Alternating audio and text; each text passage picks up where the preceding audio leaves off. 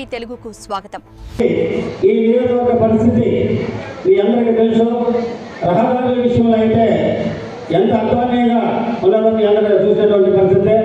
అటువంటి క్రమంలో మరి గత ప్రభుత్వం ఎంతో విధ్వంసం చేసి అన్ని వ్యవస్థల్ని సర్వనాశనం చేసి కూర్చోబెట్టినటువంటి పరిస్థితుల్లో కూటమి ప్రభుత్వం ఏర్పడిన తర్వాత ఈ ప్రజా సంక్షేమం కోరి రాష్ట్రంలో ఉన్నటువంటి రోడ్ల పరిస్థితిని బాగు చేయాలనే ఉద్దేశంతో మరి ఈ రాష్ట్ర ముఖ్యమంత్రి వర్యులు నారా చంద్రబాబు నాయుడు గారు, ఉప ముఖ్యమంత్రి వర్యులు పవన్ కళ్యాణ్ గారు, అదేవిధంగా ఈ దేశ ప్రధాని అయినటువంటి నరేంద్ర మోడీ గారి సహకారంతో తీసుకున్నటువంటి అభివృద్ధి కార్యక్రమంలో భాగంగా మన నియోజకవర్గానికి మరి గ్రామీణ ప్రాంతాల్లో ఉన్నటువంటి రోడ్లని సిమెంట్ రోడ్లు వేసే క్రమంలో మొట్టమొదటగా 11 కోట్ల రూపాయలు పవన్ కళ్యాణ్ గారు మన నియోజకవర్గానికి ఇవ్వడం జరిగింది. అక్కడి నుండి మొదలు మరి గన్నవరం నుండి అంబాజీపల్లి రహదారి ఏదైతే ఉందో ఆ రహదారిలో ప్రయాణించే ప్రయాణికులు ఎన్నో ఇబ్బందులకు గురయ్యి చాలా ఇంచుమించు నాకు తెలిసిన 3-4 సరిపోయినటువంటి పరిస్థితి కూడా ఏర్పడింది.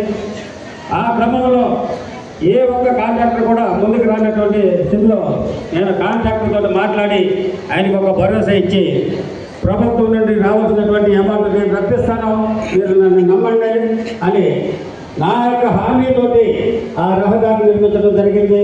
అక్కడి నుండి ప్రయాణం మొదలైనటువంటి స్థితిలో ఈ రోజున నియోజకవర్గంలో ఉన్నటువంటి అన్ని రహదారులు 4 మండలాల్లో ఉన్నటువంటి ప్రధానమైనటువంటి రహదారులన్నీ కూడా నిర్మించడం జరిగింది.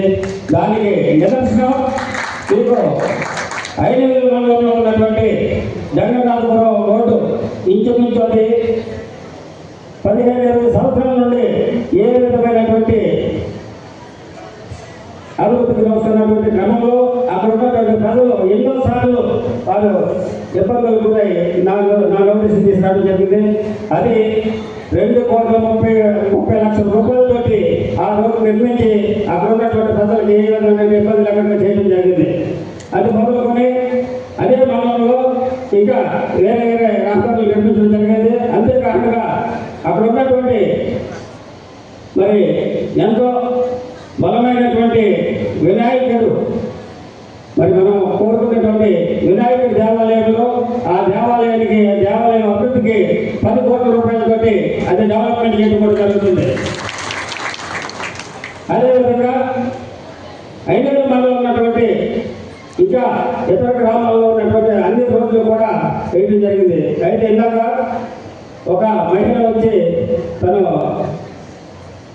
వారు గిడ్డ అనే కార్యక్రమంలో నేను చేపట్టినటువంటి కార్యక్రమంలో వాళ్ళ అబ్బాయికి బ్రెయిన్ హ్యామర్ వచ్చి ఇది నా నియోజకవర్గంలో ఉన్నటువంటి ఎవరైతే ఇబ్బంది పడుతున్నారో, ఎవరైతే బాధపడుతున్నారో వారికి తక్షణ చర్యగా తీసుకున్నటువంటి ప్రధానమైనటువంటి కార్యక్రమాన్ని ఈ సందర్భంగా తెలియజేసుకుంటున్నా.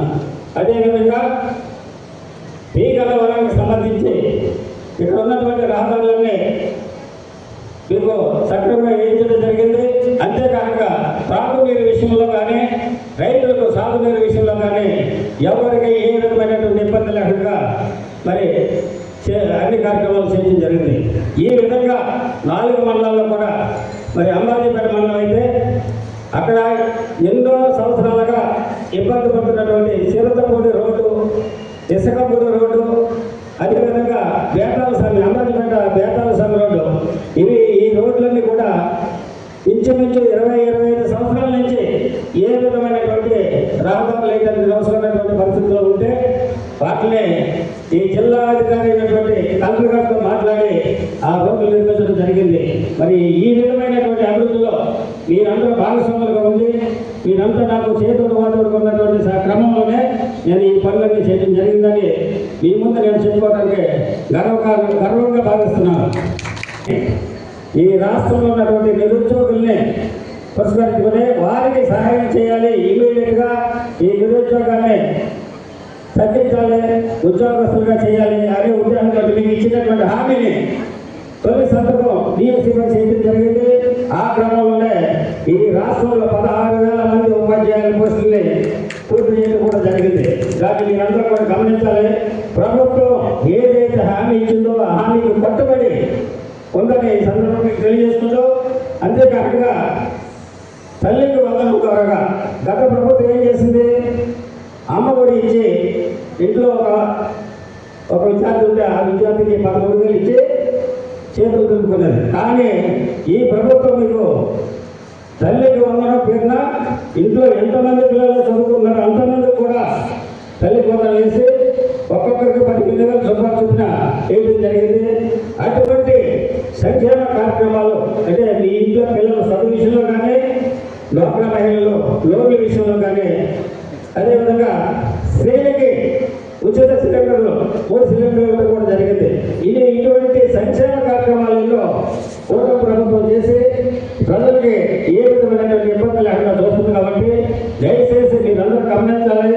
ఈ కూటమి ప్రభుత్వానికి మీరు ఎప్పుడు కూడా అండగా ఉండాలని ఈ సందర్భంగా కోరుకుంటూ, అంతేకాకుండా నియోజకవర్గంలో ఉన్నటువంటి నీటి సమస్యను లేకుండా మీకు ఎన్నో అంటే ఇంచుమించు 17 కోట్ల రూపాయలతోటి ఓవర్ హెడ్ ట్యాంక్స్ కూడా నిర్మించడం జరిగింది. ఇవన్నీ కూడా మీరు అందరూ గమనించాలి. తాగునీటి విషయంలో కానీ, సాగునీటి విషయంలో కానీ ఏ విధమైనటువంటి ఇబ్బందులు అక్కడ చూడడం జరిగింది. ఇంకా ఎప్పుడైనా మీరు ఈ విషయంలో ఎవరికైనా ఇబ్బందులు ఉంటే నా నోటీస్ తీసుకుంటే తప్పనిసరిగా అందరూ కూడా పరిష్కరిస్తానని ఈ సందర్భంగా మీకు హామీ ఇస్తూ,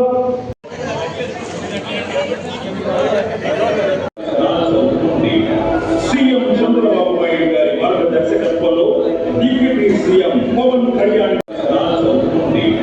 సీఎం చంద్రబాబు నాయుడు గారి మార్గదర్శకత్వంలో డిప్యూటీ సీఎం పవన్ కళ్యాణ్ గారి స్ఫూర్తితో పీఎం నరేంద్ర మోడీ గారి అండదండలతో మన పి గన్నవరం నియోజకవర్గాన్ని ఆంధ్రప్రదేశ్ గారు అభివృద్ధి